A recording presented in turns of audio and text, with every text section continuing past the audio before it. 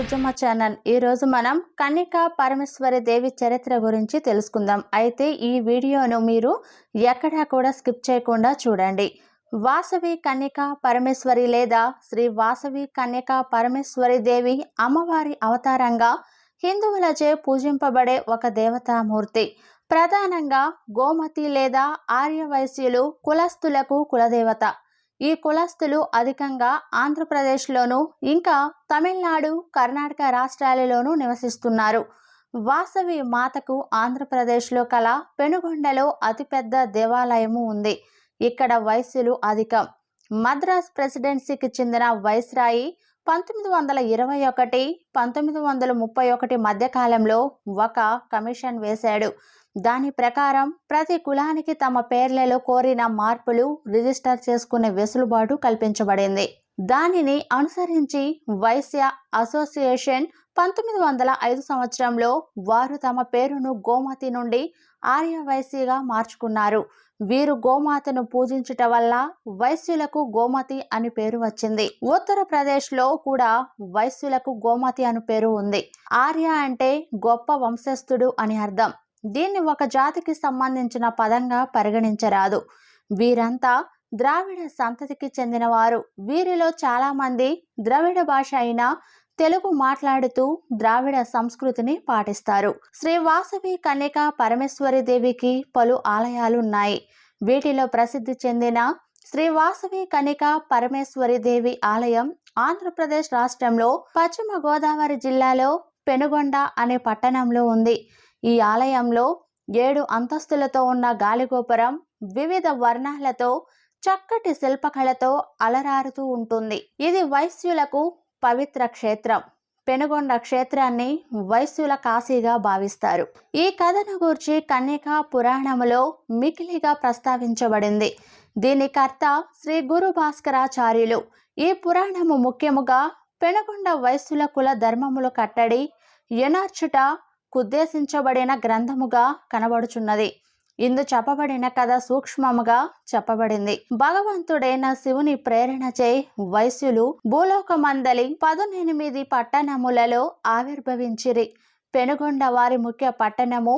మిగిలిన 17 పట్టణములు వరుసగా ధర్మ, ధనద, పాంచాల, నిర్వాద్య, జననాద, క్షీరకాసార, దెందులూర, ఏలూర, ఘంటసాల, త్రిగుణిత, గణభీమ, విశాఖ, కళింగ, నృసింహ, వీరనారాయణ, అచంట, సగరము.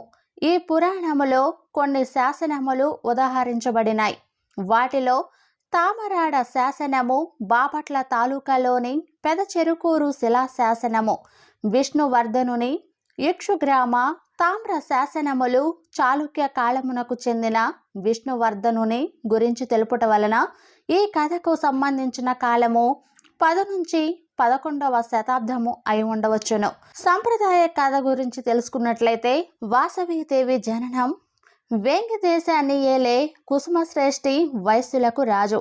ఈ ప్రాంతం విష్ణువర్ధనుడు విమలాదిత్య మహారాజు ఆధీనంలో ఉండేది. 10-11వ శతాబ్దాలలో కుసుమశ్రేష్ఠి సుమారు 18 పరగణాలను పెనుగొండను రాజధానిగా చేసుకుని పాలిస్తూ ఉండేవారు.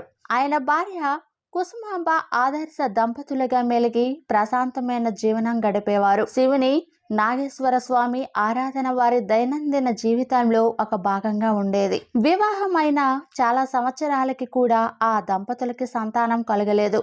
రాజ్యానికి వారసులు లేక వారు చింతించేవారు.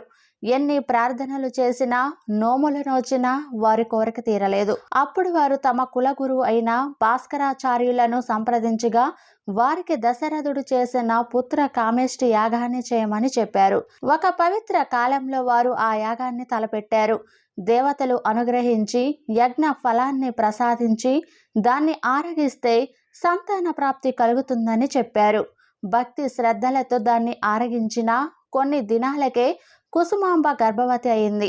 ఆమె గర్భవతిగా ఉండగా అనేక అసాధారణ కోరికలు వ్యక్తపరిచేదట.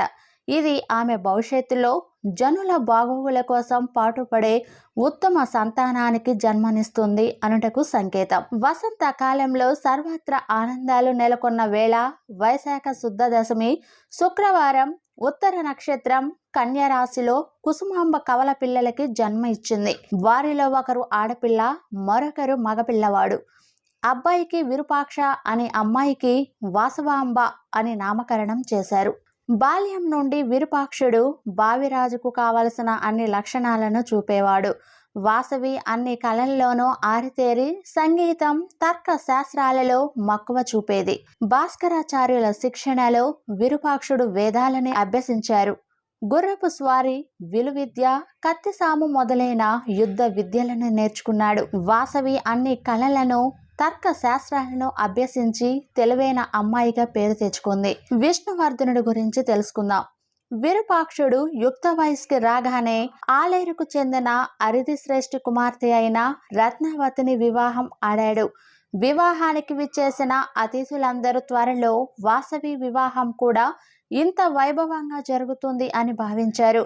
రాజరాజ నరేంద్రుడు తండ్రి అయిన చాళుక్య విష్ణువర్ధనుడు జైత్రయాత్ర ముగించుకొని పెనుగొండ మీదుగా తన రాజధాని అయిన రాజమహేంద్రవరమునకు పోవచున్నప్పుడు విష్ణువర్ధనుడు పెనుగొండకి విచ్చేయగా కుసుమ శ్రేష్ఠి ఆ రాజుకి ఆహ్వానం పలుకుతూ గొప్ప ఊరేగింపు ఏర్పాటు చేసి ఘనమైన వేదికపై సన్మానాన్ని జరిపాడు. ఇంతలో విష్ణువర్ధనుడి దృష్టి తన సమూహంలో ఉన్న వాసవిపై పడింది. తొలి చూపులోనే ఆమెను గాఢంగా ప్రేమించాడు. ఆమె లేకుండా తాను బ్రతకలేనని భావించి ఆమెను వివాహమాడ నిశ్చయించాడు. ఆమె గురించి వివరాలు తెలుసుకోమని ఒక మంత్రిని పంపాడు. విష్ణువర్ధుని కోరిక కుసుమ శ్రేష్ఠికి శరాఘాతం అయింది. ఆయన తన అంగీకారాన్ని తెలపలేడు, అలా అని కాదనలేడు. దానికి కారణం ఆ రాజు అప్పటికే వివాహితుడు. వయసులో తన కూతురి కంటే చాలా పెద్దవాడు. వారి కులాలలో అంతరం ఉంది. ఇవి తలుచుకొని ఆయన చాలా ఒత్తిడికి లోనయ్యాడు. తన కుటుంబ సభ్యులతోనూ స్నేహితులతోనూ చర్చించగా అందరూ ఈ విషయంలో నిర్ణయాన్ని వాసవికే వదిలేయమని సలహా ఇచ్చారు. వాసవి తను జీవితాంతం కన్యగా ఉంటానని, ప్రాపంచిక విషయాలతో తనకు సంబంధం వద్దని తన నిర్ణయాన్ని ఖచ్చితంగా చెప్పేసింది. కుసుమ శ్రేష్ఠి ఈ విషయాన్ని విష్ణువర్ధనుడికి వర్తమానాన్ని పంపాడు. దీనికి విపరీతంగా ఆగ్రహించిన ఆ రాజు తన సైన్యాన్ని పంపి బలవంతంగా అయిన వాసవిని తీసుకురమ్మని ఆజ్ఞాపించారు. ధైర్య సాహసాలు గల వైశ్యులు సామ, దాన, భేద, దండోపాయాలతో ఆ సేనను తిప్పికొట్టారు. కులస్తులు ప్రతిస్పందన గురించి తెలుసుకుందాం. ఇలాంటి విపత్కర పరిస్థితులలో కుసుమ శ్రేష్ఠి భాస్కరాచార్యుల సమక్షంలో 18 నగరాలకి చెందిన 714 గోత్రాలకు చెందిన నాయకులతో అత్యవసర సమావేశాన్ని ఏర్పాటు చేశాడు. సమావేశంలో భిన్నాభిప్రాయాలు వచ్చాయి. 102 గోత్రాలకు చెందిన ముఖ్యులు పిరికివారు ప్రతిరోజు మరణిస్తారు. పోరాడి మరణిస్తే ఒకేసారి మరణం సంభవిస్తుంది.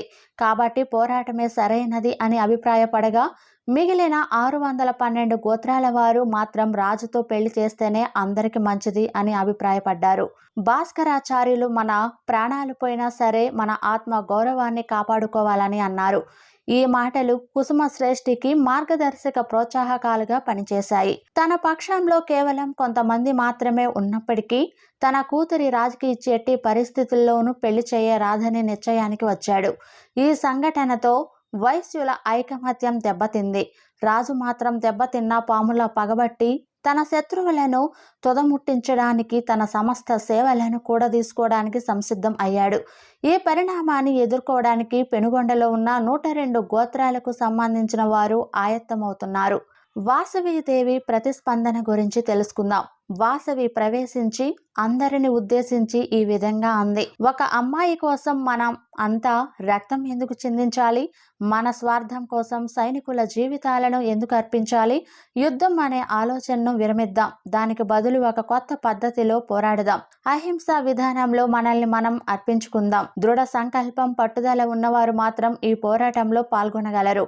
వాసవి చెప్పిన విధానానికి తల్లిదండ్రులు అంగీకరించి ఆమెను అనుసరించండి నడవడానికి నిర్ణయించుకున్నారు. ఆత్మ బలిదానం వాసవి సూచనలను అనుసరించి గోదావరి నది ఒడ్డున బ్రహ్మకుండం అనే పవిత్ర స్థలంలో రాజభటులు 103 అగ్ని గుండాలను ఏర్పాటు చేశారు. నగరం అంతా ఆ రోజు పండుగ వాతావరణంలో ఉంది.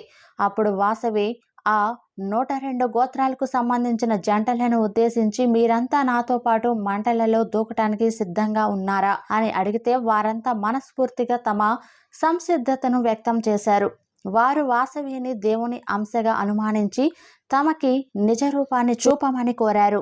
ఆమె నవ్వి తన నిజ స్వరూపాన్ని దేదీప్యమానమైన వెలుగుతో చూపించి, నేను ఆది పరాశక్తి ఆర్య మహాదేవి యొక్క అవతారాన్ని అని చెప్పింది. ధర్మాన్ని నిలిపేందుకు, స్త్రీల గౌరవాన్ని కాపాడేందుకు, విష్ణువర్ధనుడిని అంతం చేసేందుకు, వైశ్యుల ఔదార్యాన్ని ప్రపంచానికి చాటేందుకు కలియుగంలో జన్మించానని చెప్పింది. సతీదేవి తనకు జరిగిన అవమానానికి ప్రతిగా చితిమంటల్లో దూకినట్టుగానే నేను కూడా అగ్నిలోకి దూకి పుణ్యలోకాలను చేరుకుంటాను అని చెప్పింది. కుసుమశ్రేష్ఠి గత జన్మలో సమాధి అనబడే గొప్ప ముని. ఆయన తన 102 గోత్రాలకు చెందిన బంధువులతో సహా మోక్షాన్ని కోరాడు.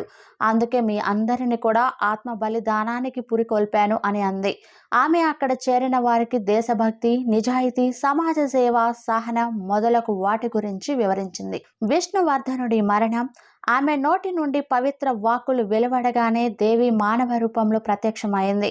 అప్పుడు వాళ్ళంతా తమ ఇష్ట దైవాలను తలుచుకొని అగ్నిగుండంలో దూకారు. విష్ణువర్ధనుడికి దుశ్శకునాలు ఎదురైనప్పటికీ తన సేనతో పెనుగొండ పులిమేరాల్లో ప్రవేశించాడు. అప్పుడు చారులు అప్పటి వరకు జరిగినదంతా రాజుకు చెప్పారు. ఆ నిజాన్ని విని హృదయం మొక్కలైపోయింది. రక్తం కక్కొని అక్కడికక్కడే మరణించాడు.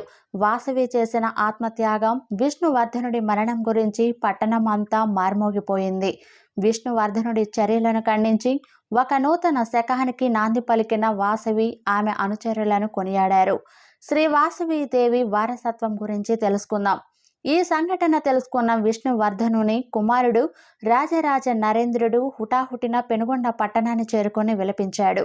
ఆ తరువాత విరూపాక్షుడు అతన్ని ఈ విధంగా ఓదార్చాడు. సోదరా, గతం నేర్పిన అనుభవాలు పాఠంగా భవిష్యత్తును నిర్మించుకుందాం. మహారక్తపాతం జరగకుండా వాసవి మన అందరిని రక్షించింది. ఆమె అహింస సిద్ధాంతం ఉత్తమ ఫలితాలను ఇచ్చింది. ఆ తరువాత విరూపాక్షుడు భాక్షరాచార్యులు చెప్పిన విధంగా కాశీ, గయా వంటి పుణ్యక్షేత్రాలను దర్శించాడు. పెనుగొండ పుణ్యక్షేత్రంగా చేయడానికి అక్కడ 101 గోత్రాలకి గుర్తుగా శివలింగాలను ప్రతిష్ఠించాడు. నరేంద్రుడు వాసవి గౌరవార్థం ఒక విగ్రహాన్ని ప్రతిష్ఠించాడు. అప్పటి నుండి వైశ్యులందరూ వాసవి కన్యకా పరమేశ్వరి వైశ్యకుల దేవతగా తలచి పూజలు చేయడం మొదలెట్టారు.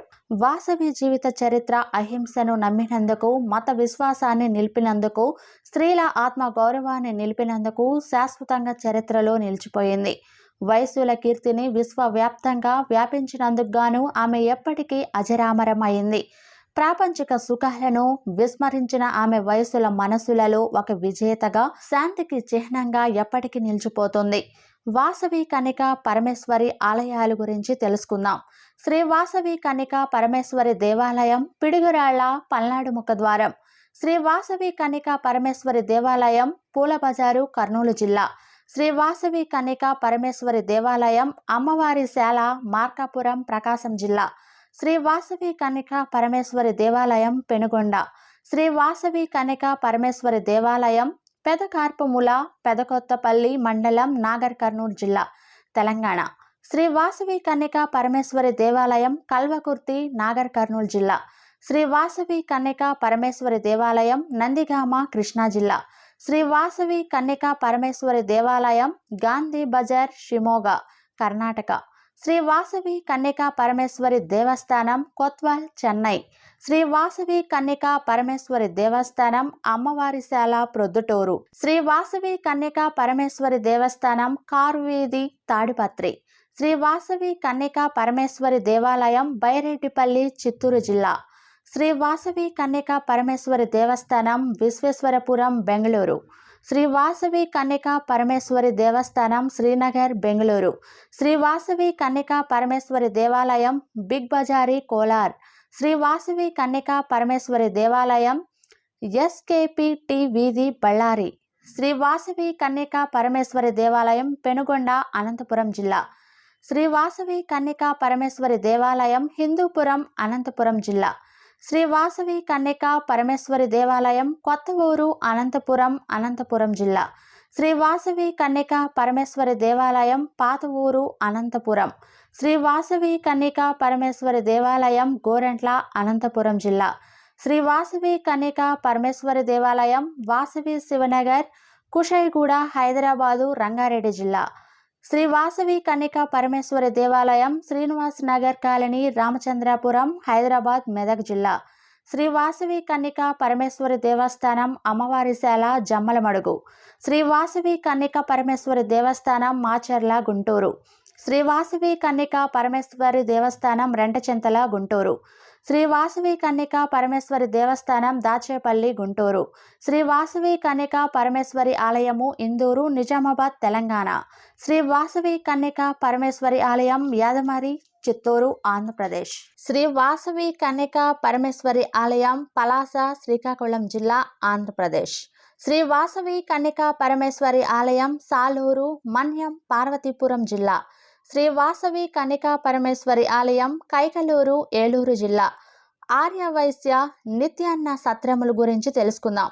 శ్రీశైలం అఖిల భారత శ్రీశైల క్షేత్ర ఆర్యవైశ్య నిత్యాన్న పూర్ణ సత్రం, శ్రీశైలం వాసవి సత్రం, పుట్టపర్తి వాసవి నివాసం, తిరుమల వాసవి భవన్, తిరుపతి వాసవి నిలయం, మంత్రాలయం ఆర్యవైశ్య పటేల్ రోడ్ రాయచూర్, మహానంది వాసవి కన్యకా పరమేశ్వరి సత్రం, విజయవాడ శ్రీ కన్యకా పరమేశ్వరి అన్నసత్రం కమిటీ, అన్నవరం ఆర్యవైశ్య నిత్యాన్నదానం సత్రం, వేములవాడ SRRK ఆర్యవైశ్య వాసవి నిత్యాన్న సత్ర సంఘం, అహోబిలం ఆర్యవైశ్య వాసవి అన్న సత్ర సంఘం, యాదగిరిగుట్ట శ్రీ వాసవి కన్యకా పరమేశ్వరి ఆర్యవైశ్య నిత్యాన్న సత్ర సంఘం, భద్రాచలం శ్రీ వాసవి కన్యకా పరమేశ్వరి ఆర్యవైశ్య నిత్యాన్న సత్రం trust market road, Basara Arya Indur Aryavaishya Gnana Saraswati charitable trust, మధుల్